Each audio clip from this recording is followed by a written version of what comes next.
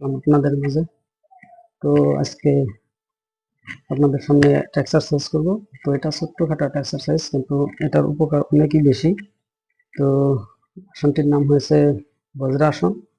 তো প্রথমে আপনারা এইভাবে উঠবেন, ওঠার পর এইভাবে বসার পর তো এই আসনটা আপনারা এরকম করে বসে তো শ্বাস প্রশ্বাসের দিকে একটু ধ্যান দিবেন। শ্বাস প্রশ্বাসটা আপনারা একবার ভিতর দিকে নেবেন, আবার ত্যাগ করে বাইরের দিকে বাহির করে দেবেন। তো এইভাবে মোটামুটি এরকম